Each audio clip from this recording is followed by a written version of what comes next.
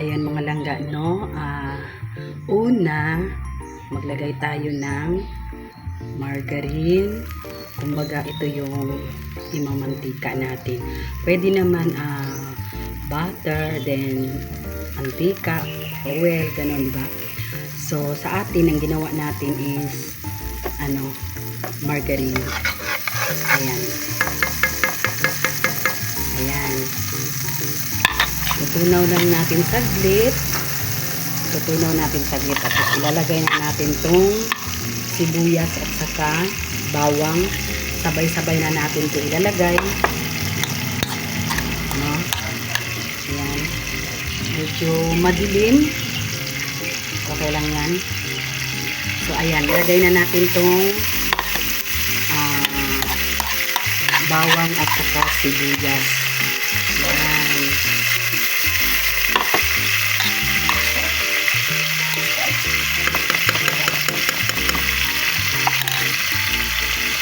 Ayan. So, ayan. Haluin muna natin. Maya-maya yung corn beef na yung ilalagay natin mga langga. Okay, alright. Shout out everyone, everybody. Kumusta ang lahat mga langga. Ayan. Ayan na. So, eto ngayon, lalagay natin ang corn beef. Ayan. By the way, mga langga, andito pa ako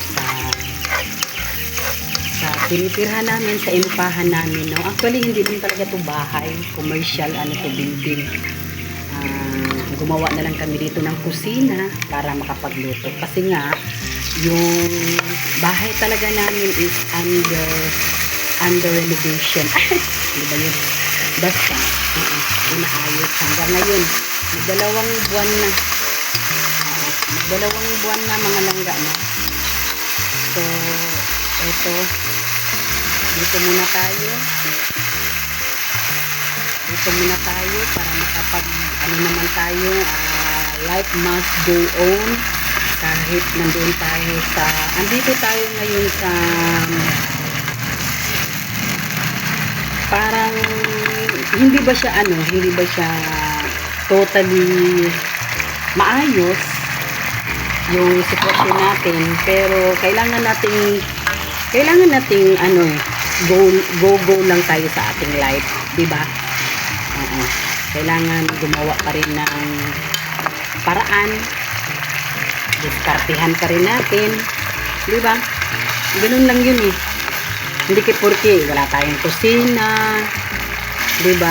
Hindi na tayo kikilos, hindi, gawa tayo ng paraan paano tayo makagalaw, no? So, sinadya naman namin ito mga langga, no, na nandito kami sa ganito. Kasi ito lang yung malapit sa bahay namin eh. Yung bahay kasi namin ginagawa.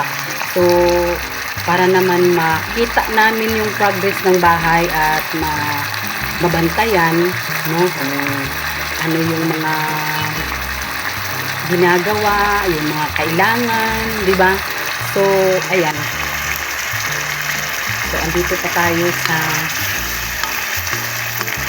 part ng parang hindi naman magulo, pero parang wala pang ayos ba, no? Magulo pa yung mga gamit namin, mga ganun.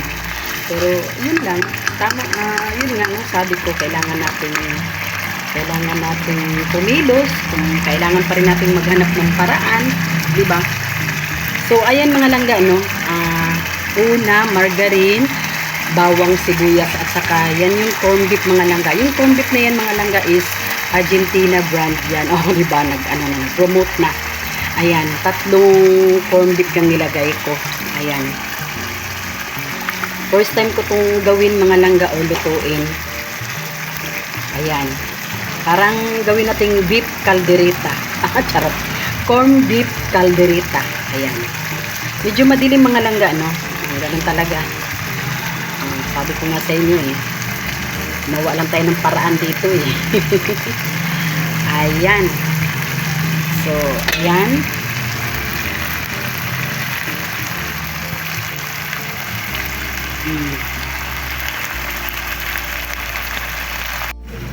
Ayan. Lilipat natin sa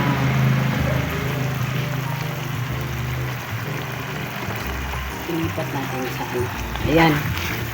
So, ayan na ha. Nilagyan natin ng carrots at saka patatas.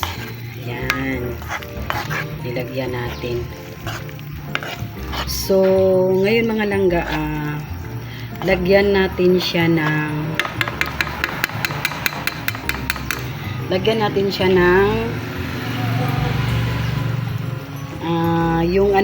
yung tomato paste. Actually, ano lang to eh, sobra lang to sa niluto ko nung nakaraan. Sayang naman, kaya ayan, ubusin na natin. Ayan. Then, ngayon, lagyan natin ng kunting lagyan natin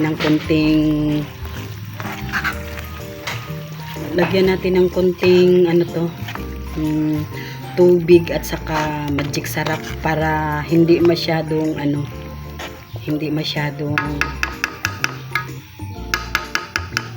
tuyo, no?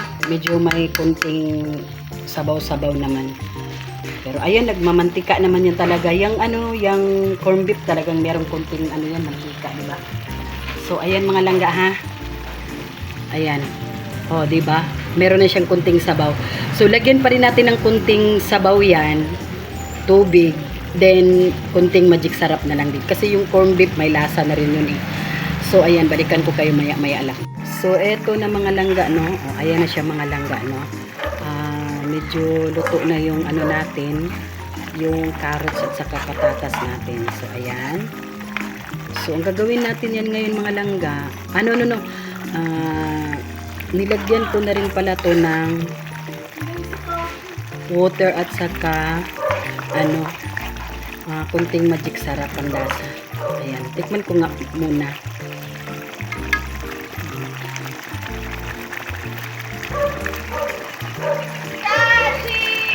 Ayan.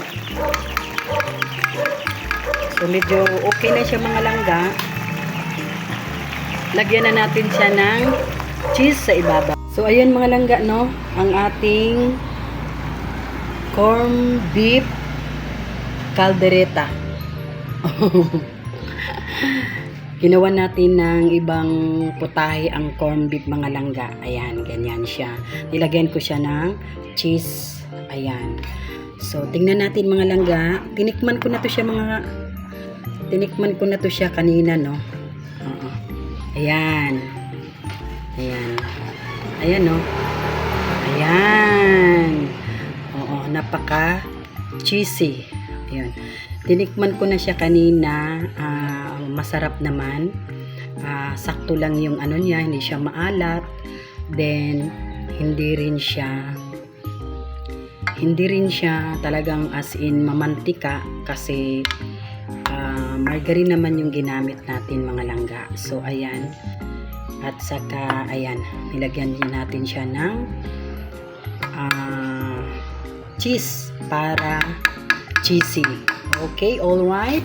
Thank you so much for watching. See you sa aking next video mga langga. Maraming salamat. Bye. God bless you all.